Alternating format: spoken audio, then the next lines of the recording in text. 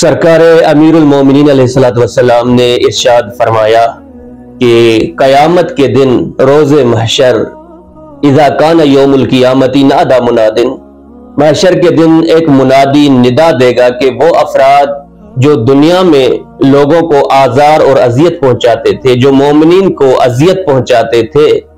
وہ محشر میں وارد ہوں۔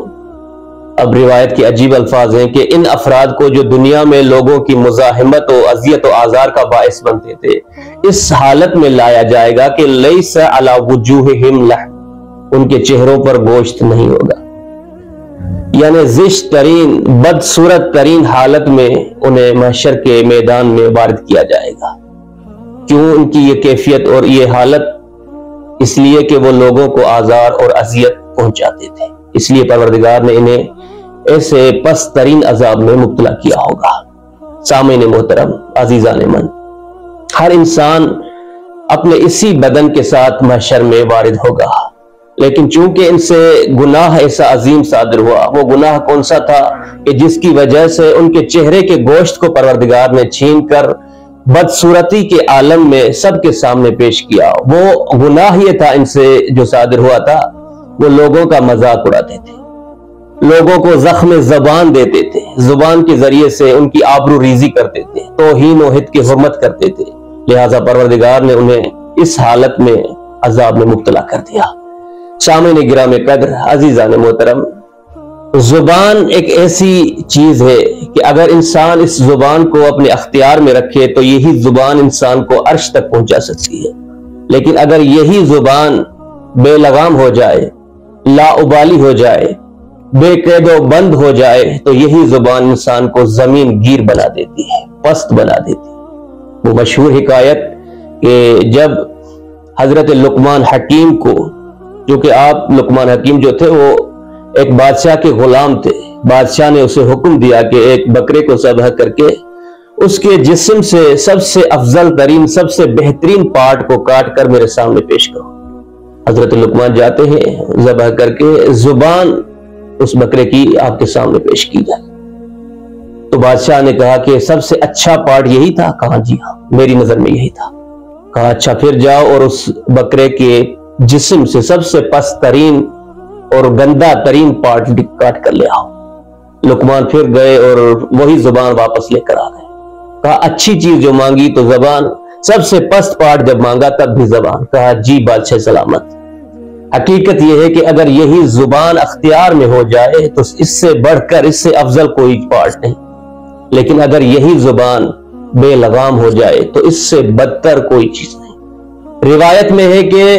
تلوار کا جو زخم ہے وہ زخم وقت کے گزرنے کے ساتھ صحیح ہو جاتا ہے، لیکن زبان کا جو زخم ہے، یہ زخم زبان صدیوں تک باقی رہتا ہے، نسلوں تک باقی رہتا ہے۔ امام جعفر صادق علیہ السلام ارشاد فرماتے ہیں کہ قیامت کے دن وہ افراد جو دنیا میں لوگوں کا مذاق اڑاتے تھے، انہیں پروردگار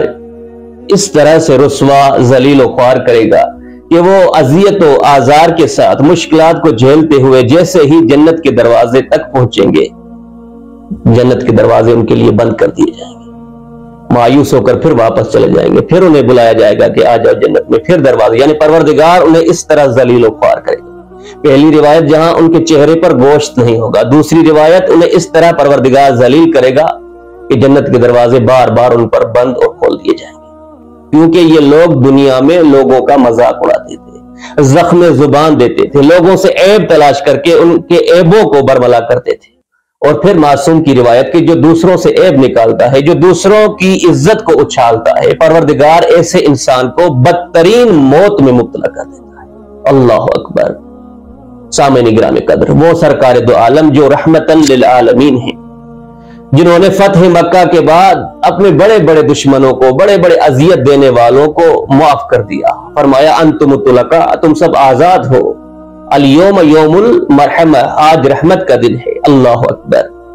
لیکن وہی سرکار دو عالم کچھ ایسے افراد بھی تھے جن کے لیے فرمایا کہ اگر یہ افراد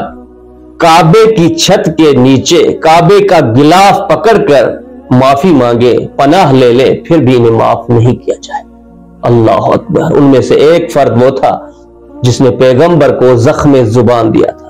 جو پیغمبر کا مذاق اڑایا کرتا تھا، وحی خدا کا، قرآن کا مذاق اڑایا کرتا تھا، آپ حضرت نے فرمایا میں کسی صورت میں اس شخص کو معاف نہیں کروں گا۔ تو معلوم ہوا کہ زبان جو ہے، زخم زبان جو ہے، یہ ایسا عظیم گناہ ہے کہ جس کی معافی نہیں۔ لہٰذا ہمیں غور و فکر کرنا چاہیے کہ خدا نخواستہ کہیں ہم جانے انجانے میں اپنی اس زبان کے ذریعے سے کسی کو آزار، کسی کو اذیت، کسی کو تکلیف تو نہیں دے رہے، کیونکہ یہ بہت عظیم گناہ ہے۔